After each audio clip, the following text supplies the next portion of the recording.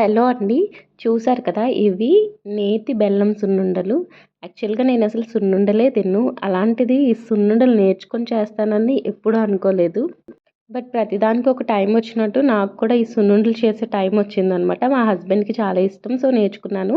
So, ఈ సున్నుండలు ఇప్పుడు మా వదిన వాళ్ళు వేరే కంట్రీలో ఉంటారు. వాళ్ళకి చేసి పంపిస్తున్నాను. నాకసలు పిండి వంటలే రావు. అలాంటిది నేను ఈ సున్నుండలు చేసి వేరే వాళ్ళకి ప్యాక్ చేసి పంపిస్తున్నానంటే ఎంత కాన్ఫిడెంట్‌గా ఉన్నానో చూడండి మరి. అసలు నేను తినను. నేను కూడా టేస్ట్ చేశాను. చాలా బాగున్నాయనిపించింది.